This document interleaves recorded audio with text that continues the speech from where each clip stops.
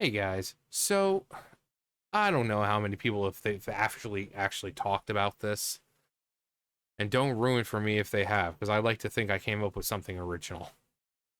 So you remember this part of the movie? Mew has just fired off his Gallic gun.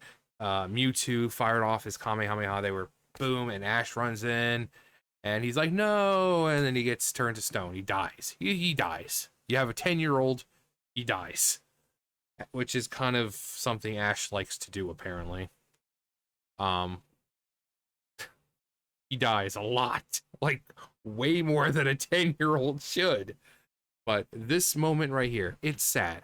You see Pikachu cry, and you can't help but tear up because it's like, oh my god, it's Pikachu. He's Ash's best friend. You want to know who was actually? It's more heartbreaking to see cry. Not Pikachu, because Pikachu is Ash's best friend. You expect him to cry. You want to know who's more surprising? This bastard right here. Now, Charmander, right? Charmander, he rescues Charmander, from Damien, as he was called. He was Charmander. He rescues him from Damien. He finds Charmander on the rock, waiting for Damien, expecting him to come back. And Damien's like, "Yeah, I left that Charmander on top of a rock. He thinks I'm coming back for it. I'm not. I'm a dickhead." It starts to rain. Ash and Co go out and try to, take care of Charmander because, he's out in the rain. And if his tail goes out, the flame on his tail goes out, he dies. So after that, after he's saved, Charmander feels indebted to Ash, and he sees that, oh, hey, not all trainers are like Damien. And he joins Ash, you know, Char Char, Charmander. And then after a little bit, he evolves, he evolves in a fairly cool way ish. But then, Charmeleon. And then he becomes disobedient. For whatever reason, Charmander, when he evolves into Charmeleon, he just completely forgets who Ash is. Forgets that Ash was the one who saved him. He just becomes a dick. When he evolves into Charizard, which also in a very kind of cool way, but because of his pride, Aerodactyl and Charmeleon kind of forces himself to evolve just to, not to save Ash, but because he wanted to fight against Aerodactyl. So like Charmeleon forced himself to evolve. But after that, Ash doesn't get Charizard to listen to him until, was it Cloyster? I think it was Cloyster, wasn't it? One of the I think it was Orange Islands. Um, Charizard gets frozen, and he gets like really bad afterwards, and his flame starts to go out, and um, Ash tries to keep him alive, and after that, Charizard's like, "Oh hey, this dude isn't bad." But here he is, seeing his trainer, who's a 10-year-old kid. What do you think is going through his mind right now? Like, they clearly understand the concept of life and death. It's not like a regular animal that really don't know. No, Pokemon are way more intelligent than animals. So they know what life and death is. What's going through his mind right now? Is it, I should have been a better Pokemon? I should have fought with him instead of against him? Because, again, he sees this kid, this 10-year-old kid, dead in the middle of this arena after sacrificing himself to pretty much prevent everything from happening, from any more fighting and this and that, from Mewtwo and Mew fighting. Now dead. Seeing that Pikachu's electric isn't working. So what's going through his head? So this Pokemon, this Charizard, who fought against Ash every step of the way, who went against him, wouldn't listen to him. One of the reasons why Ash lost in the Pokemon League was because of Charizard. What would have happened if Mewtwo didn't wipe their memories? Would Charizard have become a better Pokemon?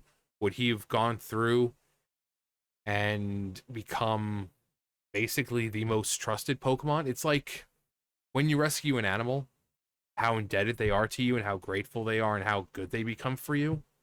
And again, Pokemon are a lot smarter than, say, cats or dogs. So would he become just the best fucking Pokemon in the world? Would he just listen when Ash says, I want you to do this? He does it. There's only a handful of times that Charizard's actually listened. In the fight with that Charizard was one of them. He's like, hey, Charizard, use your speed and you'll win. You know, he's saying seismic toss, and Charizard's doing a seismic toss. And he did the same thing with against Blaine when he was fighting Magmar. He was actually listening. But so very, very small amount of times he listens, and usually it's only because the Pokemon he's fighting he wants to really, really beat. Like it's a pride thing. Um. But how would have how would Charizard be if they hadn't got their memories erased? Would he still be the same Charizard? Just I hate you. Or would he actually go on to be Ash's best Pokemon? I mean, because Pikachu's good. I mean, imagine in team battles, like you saw the crazy weird crap, like freaking what was it, Pikachu and Swellow, I think it was, when like freaking Pikachu used Thunder or whatever, and then they absorbed it and became golden or some bull crap like that. Imagine him doing that with a fucking Charizard. With a freaking Charizard. He's sitting on top of Pikachu's on Charizard. He absorbs all of that, and they both shot a golden fucking Charizard come flying at you. But again, it's like you know Pikachu's gonna be upset. You know Bulbasaur is gonna be upset. You know Squirtle's gonna be upset. You know all the other Pokemon, even Brock's and Misty's. You know, and Vulpix and Psyduck and all of them. But Charizard, that is more heartbreaking than any of them because that's not something you expect from him.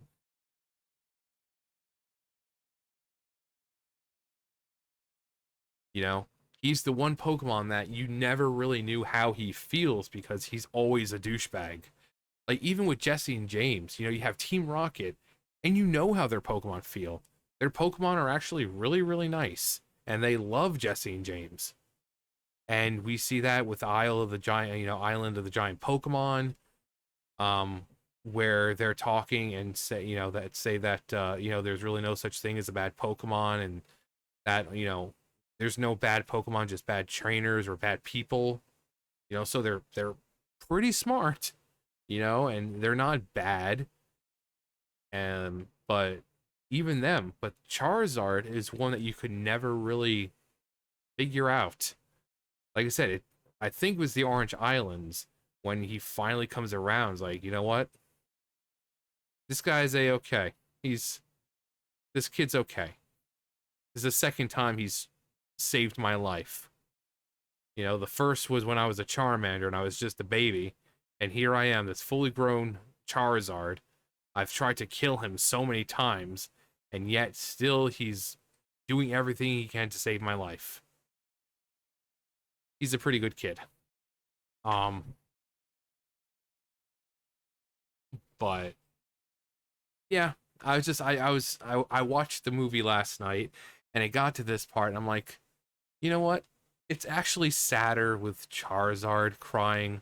That's probably more heartbreaking because look what had to happen in order for him to feel something, for him to start crying. He had to see his 10-year-old trainer dead for him to finally realize, "Oh, hey, maybe I've been too hard on him. I wish I would have listened to him and fought with him instead of against him this whole time." You know? So I would assume that once Ash comes back, had Mewtwo not erase any of their memories, this dude would be like the best fucking Pokemon. You know how the one dude is like with Gyarados, he's like, yeah, But once you train them, they're the most dependable Pokemon there is. Now, this would be the most fucking dependable Pokemon there is. He would be the most dependable. The strength. I mean, come on, come on. Like him and Pikachu would pretty much be all they need. All they need, all he would need is just him and Pikachu. And then again, team battles. Like I said, with Pikachu and Swellow, imagine them doing that, absorbing the light, electric bullshit. Except imagine a big old freaking golden Charizard coming charging at you. Come on. But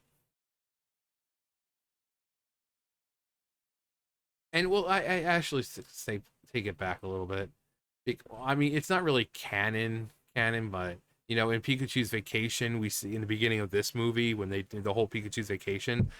I mean, it's not that Charizard is mean; it's just he doesn't like Ash.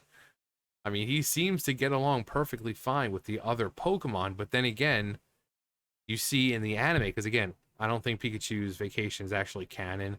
It's just kind of a cute little thing, because you see in the anime and all that, he really doesn't like anyone. He has to be Ash tries to call him back before he hurts anyone, because he'll go after whatever.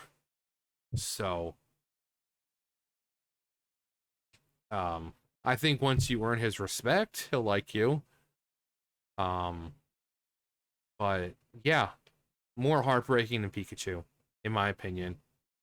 Again, Pikachu, you expect him to cry because it's Ash, and he loves Ash.